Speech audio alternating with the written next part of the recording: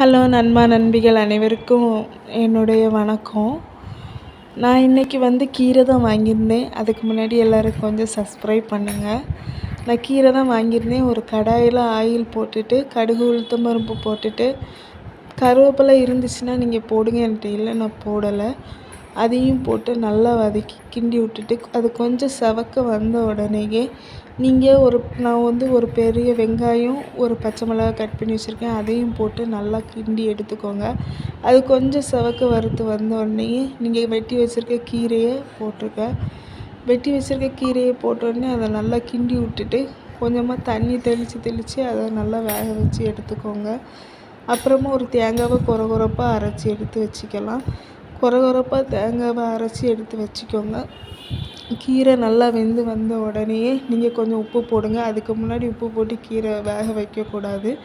கீரை வெந்து வந்தோடனே தான் உப்பு போடணும். உப்பு போட்டு வேக வச்சு எடுத்தோடனே கொரகொரப்பாக அரைச்சி வச்சுருக்க தேங்காயும் போட்டு நல்லா கிண்டி விட்ருங்க.